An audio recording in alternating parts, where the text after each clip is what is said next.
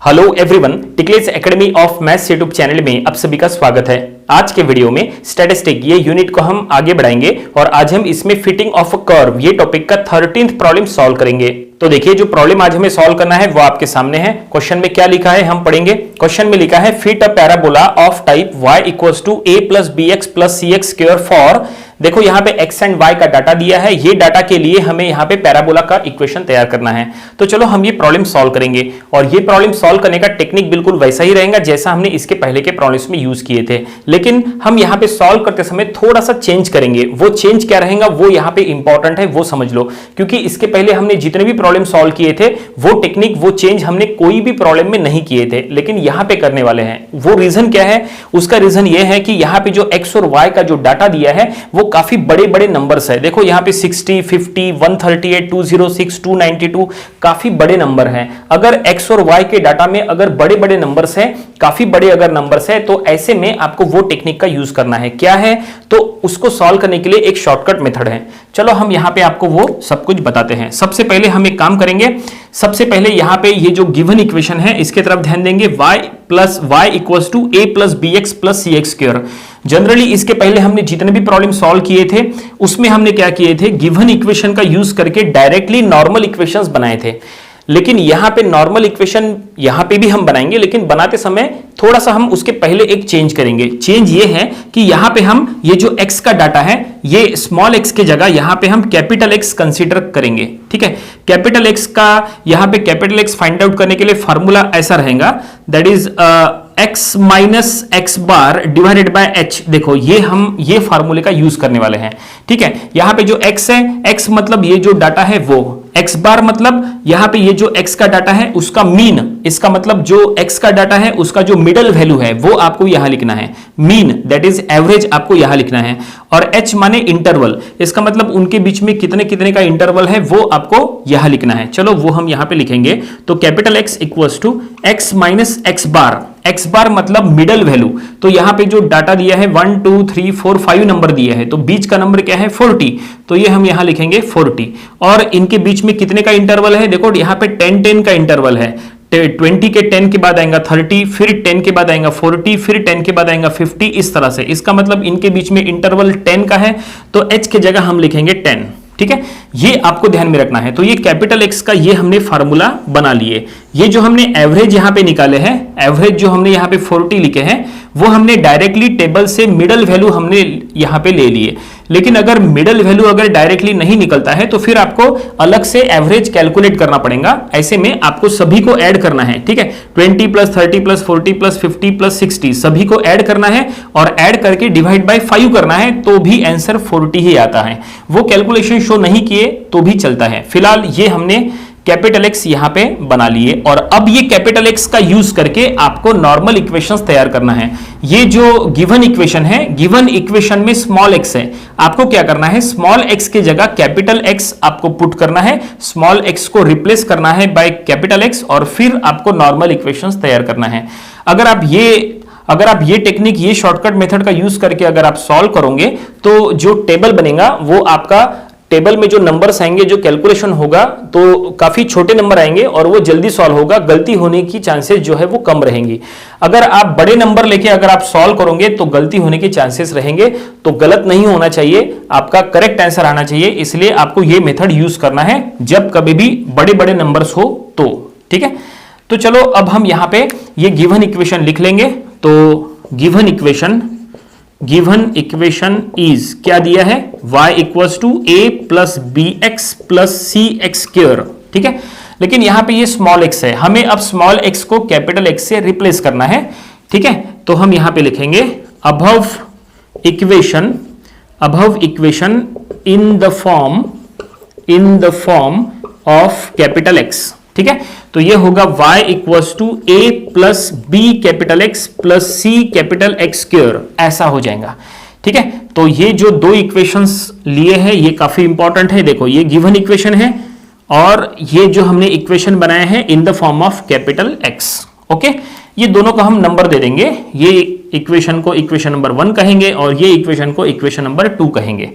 अब हमें normal equations तैयार करनी है।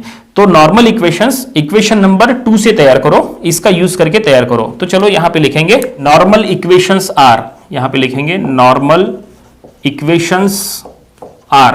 तो यहां पे कितनी इक्वेशंस बनेंगी वो देखो। सबसे पहले ये जो y है इसको समेशन से मल्टीप्लाई करो, तो ये होगा summation of y equals to, ठीक है, यहां पे a है तो यहां पे n लग जाएगा जो कि नंबर ऑफ टर्म्स रहेगा। तो ये हम यहां पे लिखेंगे NA, ठीक है। जो कांस्टेंट होता है, कांस्टेंट को n से मल्टीप्लाई करना होता है। ये जो स्मॉल n है, n माने नंबर ऑफ टर्म्स, यहां पे कितने टर्म्स हैं, तो यहां पे 5 टर्म्स है, 1 2 3 4 5, तो यहां पे n की जगह 5 आएगा, ठीक है।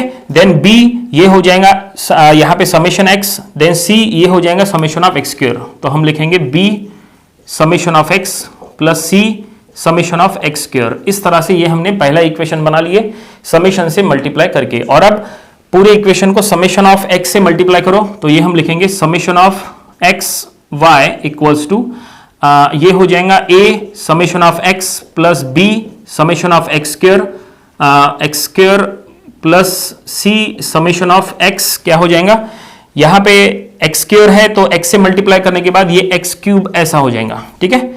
ओके, यहां पे समेशन ऑफ x नहीं था तो समेशन ऑफ x आ गया, यहां पे समेशन ऑफ x से मल्टीप्लाई करेंगे तो x इंटू x स्क्वायर हो गया, और यहां पे x से मल्टीप्लाई करेंगे तो x क्यूब हो गया। ओके, तो ये है सेकंड नॉर्मल इक्वेशन। और अब थर्ड इक्वेशन बनाएंगे, इक्वेशन नंबर 2 को समेशन ऑफ x स्क्वायर से मल्टीप्लाई करो, तो ये हो जाएगा लेफ्ट साइड में summation of x square y हो जाएगा, summation of x square y लिखे, और राइट साइड में यहां पे समेशन ऑफ x स्क्वायर आ जाएगा, ठीक है। तो ये हो जाएगा a summation of x square plus यहां पे x क्यूब हो जाएगा क्योंकि यहां ऑलरेडी x है, तो x स्क्वायर से मल्टीप्लाई करेंगे तो हो जाएगा b summation of x cube plus यहां पे x टू द पावर 4 हो जाएगा क्योंकि यहां पे ऑलरेडी x स्क्वायर है, तो एक और x स्क्वायर से मल्टीप्लाई करेंगे तो वो x टू द पावर 4 ऐसा हो जाएगा। तो यहां पे इतनी इक्वेशंस बनी है, ये है 3 नॉर्मल इक्वेशंस। अब हमें क्या करना है, अब हमें टेबल तैयार करना है। टेबल के थ्रू ये सभी का वैल्यू हमें फाइंड आउट करना है। समेशन ऑफ एक्स वाई का value, summation of x square y का वैल्यू, एक्स क्यूब का value, x to the power 4 का वैल्यू, ये सभी का वैल्यू टेबल के थ्रू हमें सॉल्व करना है, फाइंड आउट करना है। फिर वो वैल्यू हमें यहां ये तीनों इक्वेशंस में पुट करना है। पुट करने के बाद हमें एबीसी का वैल्यू मिलेगा। जो एबीसी का वैल्यू मिलेगा फिर वो एबीसी का वैल्यू हम यहां पे पुट करेंगे और फिर वहां से हम पैराबोला की इक्वेशन बनाएंगे और फिर प्रॉब्लम कंप्लीट हो जाएगा। ठीक है, तो ये जो तीनों इक्वेशंस है, ये तीनों इक्वेशंस को नंबर हम दे देंगे। तो ये तीनों इक्वेशंस को हम कहेंगे दैट इज इक्वेशन नंबर 3। ठीक है, ओके, ये इक्वेशन नंबर 1 था, 2 था, तो ये तीनों को कंबाइन इक्वेशन नंबर हमने 3 दे दिए। तो चलो अब यहां पे टेबल बनाते हैं पहले। तो देखिए हमने टेबल बना दिए हैं और टेबल में अब हमें क्या लिखना है, देखो सबसे पहले कॉलम में हमें x का डाटा लिखना है, स्मॉल x जो दिया हुआ है। देन सेकंड कॉलम में हमें y का डाटा लिखना है जो दिया हुआ है। देन हमें यहाँ पे कैपिटल X फाइंड आउट करना है और कैपिटल X फाइंड आउट करने के लिए फार्मूला ये यूज करना है x माइनस 40/10। तो ये हम लिखेंगे x माइनस 40 डिवाइडेड बाय 10, ये फार्मूला हम यहाँ पे लिख लेंगे। ठीक है, कैपिटल X फाइंड आउट कर रहे हैं। देन कैपिटल X के बाद यहाँ पे कैपिटल X स्क्वायर निकालेंगे, कैपिटल X क्यूब निकालेंगे, capital X to the power 4 निकालेंगे। ठीक है, देन हम एक्स वाई करेंगे, कैपिटल X इंटू वाई और फिर कैपिटल X स्क्वायर वाई, ऐसा हम यहाँ पे लिख लेंगे। ठीक है, जो कुछ भी हमें रिक्वायरमेंट है, जो हमें यहाँ पे पुट करना है, वो सब कुछ हमने यहाँ पे लिख दिए हैं और अब बस ये टेबल कंप्लीट करना है। तो सबसे पहले एक्स और वाई का डाटा हम यहाँ पे लिख लेते हैं। ये जो डाटा दिया है वो हम यहाँ पे लिख लेंगे।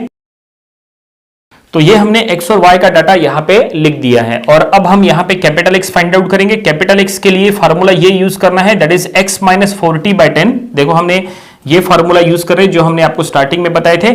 x माइनस 40/10 अगर करना है तो यहाँ पे देखो पहला x का वैल्यू क्या है 20, तो 20 यहाँ पे पुट करो। ठीक है, ये x का वैल्यू यहाँ पे पुट करना है 20 माइनस 40/10। 20 माइनस 40 कितना, -20, -20/10 करो तो वो कितना हो जाएगा, ये -2 हो जाएगा। ठीक है, देन 30 यहां पे पुट करो, x का नेक्स्ट वैल्यू है 30, तो यहां पुट करो 30 माइनस 40, तो वो कितना -10, -10/10 करेंगे तो ये -1। देन 40 यहां पे पुट करो, 40 माइनस 40/10 तो ये हो जाएगा 0।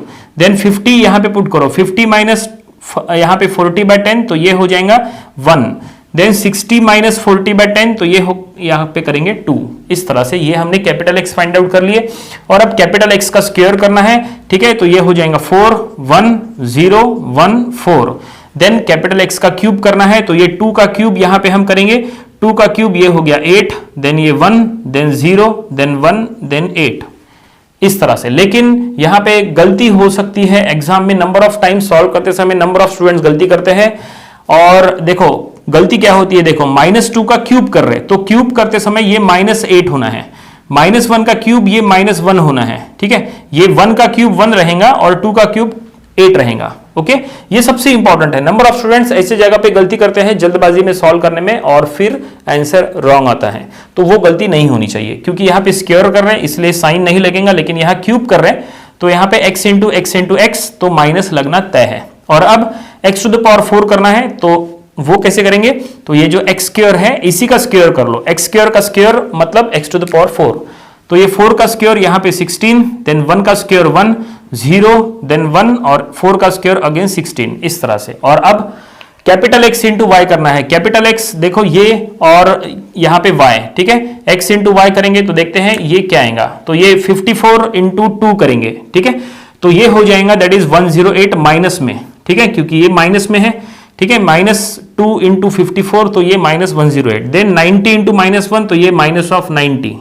ठीक है, देन 138 इंटू ये हो गया 0, देन ये हो गया 206 और फिर लास्ट में 292 इंटू 2 करेंगे, तो यहां पे आप चाहे तो कैलकुलेटर का यूज कर सकते हैं, तो ये आ रहा है दैट इज 584, तो ये हम लिखेंगे 584। ओके, और अब एक्स स्क्वायर वाई हमें फाइंड आउट करना है। देखो ये कैपिटल एक्स स्क्वायर ये है, ठीक है, एक्स स्क्वायर इंटू वाई करना है, ठीक है, तो यहां पे हम कैलकुलेटर का यूज कर लेंगे क्योंकि यहां पे बड़े नंबर्स आ सकते हैं, तो यहां पे एक्स स्क्वायर 4 इंटू 54 इंटू 4 तो ये है 216 पहला, ठीक है, देन नेक्स्ट है एक्स स्क्वायर में 1 इंटू 90 तो ये हो गया 90, देन ये हो गया 0, ठीक है, देन 1 इंटू 206 ये 206, 4 इंटू 292 इंटू 4 तो ये हो चुका यहां पे 1168। इस तरह से ये हमने टेबल में सभी डाटा यहां पे फाइंड आउट कर लिया है और अब हमें समेशंस करना है।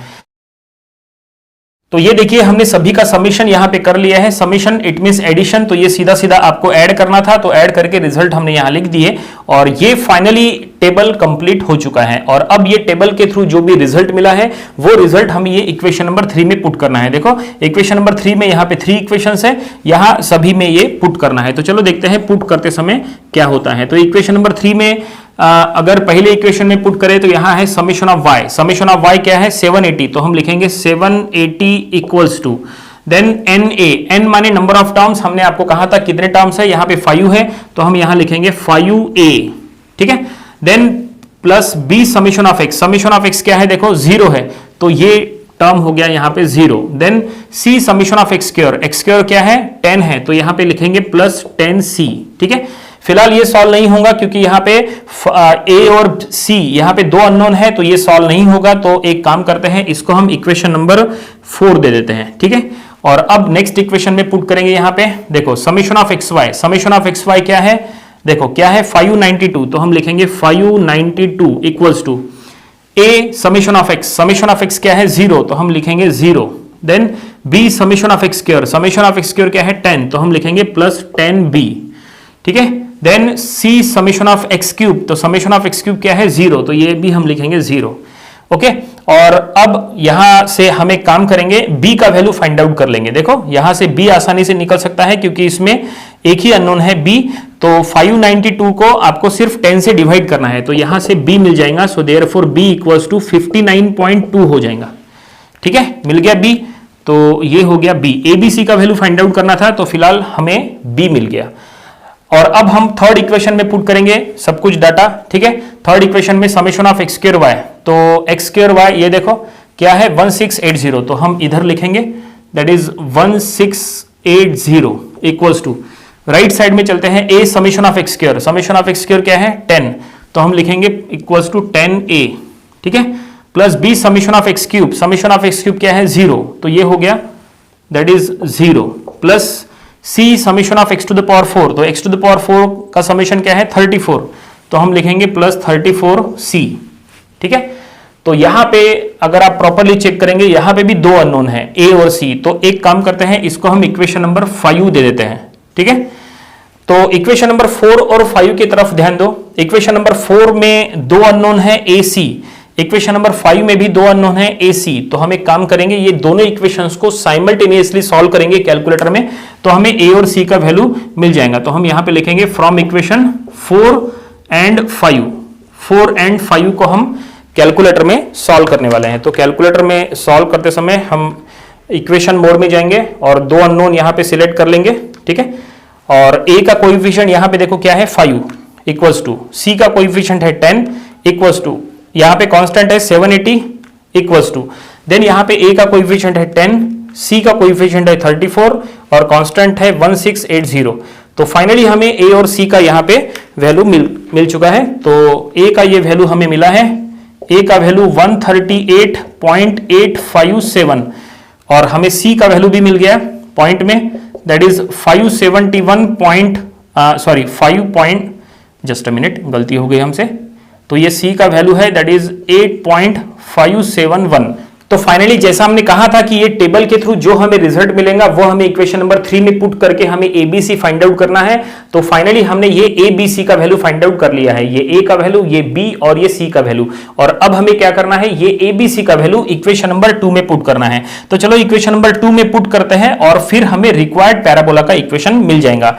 तो हम यहां पर लिखेंगे इक्वेशन नंबर 2 एम्प्लॉइज। तो सबसे पहले आएगा y इक्वल्स टू, देखो इक्वेशन नंबर 2 के लेफ्ट साइड में y है, ठीक है, इक्वल्स टू, राइट साइड में है a प्लस बी एक्स।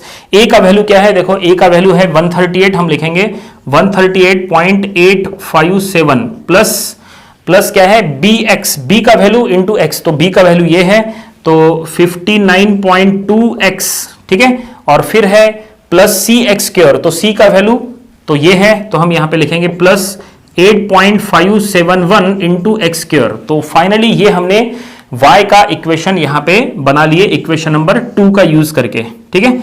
लेकिन आपके मन में आएगा कि प्रॉब्लम यहीं पे कंप्लीट हो गया। नहीं, प्रॉब्लम कंप्लीट नहीं हुआ, क्योंकि ये रिक्वायर्ड पैराबोला का इक्वेशन नहीं है, क्योंकि यहां पे ये जो हमने इक्वेशन बनाया है वो इन the form of capital x बनाया है। देखो यहां पे हर जगह कैपिटल एक्स है, तो कैपिटल एक्स के फॉर्म में हमने इक्वेशन बनाया, जबकि जो गिवन जो पैराबोला का इक्वेशन था वो इन the form of small x था। तो हमें क्या करना पड़ेगा, यहां पे कैपिटल एक्स का वैल्यू पुट करना पड़ेगा इन the form of small x. Capital x क्या होता है, देखो कैपिटल एक्स ये है x माइनस 40/10। तो हमें क्या करना पड़ेगा, यहां पे जहां जहां पे कैपिटल एक्स है वहां पे उसका ये वैल्यू पुट करना पड़ेगा, x माइनस 40/10।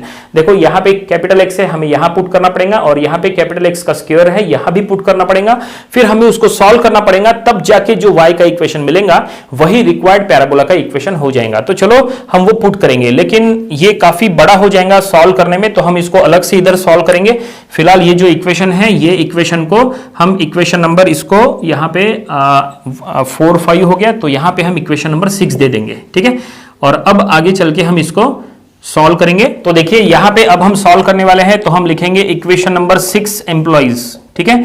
इक्वेशन नंबर 6 में हमें पुट करना है, तो वो है इक्वेशन नंबर 6। तो ये लिखेंगे y इक्वल्स टू क्या है 138.857 प्लस 59.2, और अब यहां पे x का वैल्यू पुट हमें करना है, तो x का वैल्यू ये था, तो हम लिखेंगे दैट इज x माइनस 40/10, ठीक है, ये कैपिटल X का वैल्यू है, और फिर प्लस 8.571, ठीक है, इंटू कैपिटल X का square, it means x minus 40/10 का होल स्क्वायर।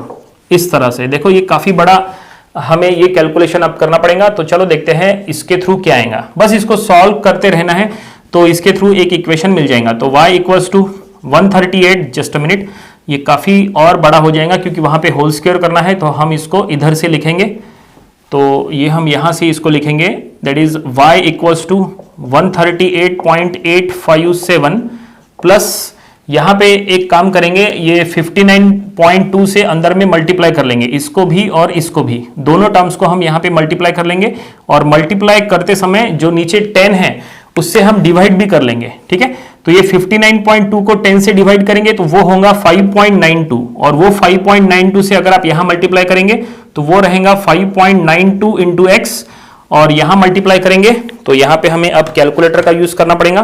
तो ये हम करेंगे 5.92 इंटू एक्स, यहां पे 40 इंटू 40, तो ये आ चुका है दैट इज 236, ठीक है, माइनस में, क्योंकि यहां पे ऑलरेडी माइनस है, तो ये हो गया 236.8, ठीक है। तो ये यहाँ पे पूरा कैलकुलेट ये हो चुका है। और अब यहाँ पे चलते हैं, तो यहाँ पे हमें पहले इसका होल स्क्वायर करना पड़ेगा। तो ये 8.571 ये एज इट इज लिखो 8.571। इसका अगर आपको होल स्क्वायर करना है तो x माइनस 40 का होल स्क्वायर होगा x square minus of 80x plus of 1600 और डिवाइडेड बाय 10 का होल स्क्वायर करेंगे तो ये हो जाएगा 100। ठीक है, ये 40 का होल स्क्वायर हो गया 1600। ठीक है, और यहाँ पे x इंटू 40 इंटू 2 करेंगे तो माइनस 80x। ठीक है, और ये पहला एक्स स्क्वायर, और यहाँ पे बस ये इसको अब मल्टीप्लाई कर लो 8.571 से सभी टर्म्स के साथ मल्टीप्लाई कर लो तो देखते हैं ये क्या आएगा y इक्वल्स टू, ठीक है, ये टर्म और ये टर्म को सब्सट्रैक्ट कर लो तो ये हो जाएगा 138.857 माइनस 236.8। ठीक है, तो ये दोनों को हमने सब्सट्रैक्ट कर लिए तो ये आया माइनस 97.943 प्लस 5.92 इंटू एक्स। ठीक है, यहां से यहां तक सॉल्व हो गया। और अब यहां पे क्या करो 8.571 को 100 से डिवाइड करो और फिर सभी टर्म के साथ मल्टीप्लाई करो। तो 8.571 डिवाइड बाय 100 करेंगे तो वो आएगा 0.08571। तो उसको अगर हर एक टर्म के साथ मल्टीप्लाई करेंगे तो पहले टर्म के साथ मल्टीप्लाई करने पर ये आएगा 0.08571 इंटू एक्स स्क्वायर। ठीक है, ऐसा फिर इससे अगर आप मल्टीप्लाई करेंगे तो 0.08571 इंटू 80 करेंगे तो ये आएगा प्लस 6.8568x। और फिर यहां अगर आप मल्टीप्लाई कर लेंगे 1600 से तो वो हो जाएगा दैट इज प्लस 137.136 ऐसा। लेकिन यहां तक सॉल्व होने के बाद थोड़ा सा हम पहले चेक कर लेंगे कि जो हमने किए हैं वो बिल्कुल करेक्ट है कि नहीं। तो यहां पे हमने ये टर्म और ये टर्म में सब्सट्रैक्शन कर लिए। ओके, ये टर्म एज इट इज लिख लिए। यहां पे इससे मल्टीप्लाई करना था तो इससे अगर आप ये टर्म को मल्टीप्लाई करेंगे, तीनों टर्म को हमें मल्टीप्लाई करना था और मल्टीप्लाई करने के पहले हमने इसको 100 से डिवाइड किए। इससे मल्टीप्लाई करने पर ये आया, इससे मल्टीप्लाई करने पर ये आया। लेकिन एक मिनट, यहाँ पे एक जगह गलती होगी। देखो यहाँ पे माइनस है तो मल्टीप्लाई करते समय ये टर्म माइनस में होना चाहिए, तो अब हम यहाँ पे माइनस देंगे। ये सबसे इंपॉर्टेंट है। तो एग्जाम में भी जब आप सॉल्व कर रहे हैं तो हर एक स्टेप को आपको 2 बार चेक करके देख लेना है ताकि गलती ना हो। ठीक है, तो फिलहाल ये हमने यहाँ पे मल्टीप्लाई करने के बाद इतना हमने सॉल्व कर लिया है। ठीक है, और अब यहाँ पे एक काम करेंगे, एक और स्टेप हम यहाँ पे एक्सटेंड करेंगे। क्या करेंगे, कांस्टेंट यहाँ पे हम ऐड कर लेंगे। देखो यहाँ पे ये एक कांस्टेंट है, ठीक है, ये और ये एक कांस्टेंट है। देखो ये दोनों को हम यहाँ पे सब्सट्रैक्ट कर लेंगे। यहाँ माइनस है, वहां प्लस है, ये सब्सट्रैक्शन हो जाएगा माइनस 97.943 और लास्ट में है प्लस 137.136। तो ये आ चुका है 39.193। तो ये हमें यहाँ पे लिखना है 39.193। और अब नेक्स्ट x का टर्म देखो, यहाँ पे x का टर्म है 5.92 और x का टर्म देखो यहाँ पे भी है लेकिन ये माइनस है, माइनस 6.8568 ऐसा है। ये प्लस है, ये माइनस है और ये माइनस आएगा 0.9368 और ये x और फिर x स्क्वायर का टर्म देखो एक ही है तो वो हम लिखेंगे प्लस 0.08571 x स्क्वायर। ठीक है, तो फाइनली हमने यहां तक एक्सटेंड कर लिए और ये सॉल्व करने की जरूरत नहीं है। ये जो हमें मिला है ये इक्वेशन है रिक्वायर्ड इक्वेशन ऑफ पैराबोला। तो हम यहां पे स्टेटमेंट लिख देंगे, this is the required equation of parabola. तो फाइनली क्वेश्चन में जो कुछ भी फाइंड आउट करने के लिए कहा था वो हमने फाइंड आउट कर लिए और यहां पे हमने लिख दिया है at the last this is the required equation of parabola. और ये जो इक्वेशन है वो इन the form of small x है जैसा हमने कहा था और प्रॉब्लम यहीं पे कंप्लीट हो गया। उम्मीद करते हैं कि ये प्रॉब्लम आपको समझ में आया होगा। ये प्रॉब्लम आपको अपनी प्रैक्टिस बुक में जरूर सॉल्व करके देख लेना चाहिए। ये था फिटिंग ऑफ अ कर्व, ये टॉपिक का प्रॉब्लम नंबर 13। इसके पहले जो हमने इसके 12 प्रॉब्लम्स लिए थे वो भी आपको स्टडी कर लेना चाहिए और इसके आने वाले वीडियोस में हम इसके और भी नंबर ऑफ प्रॉब्लम्स कवर करेंगे ताकि इसकी अच्छी खासी प्रैक्टिस हो जाए। तो मिलते हैं नेक्स्ट वीडियो में। Thank you very much.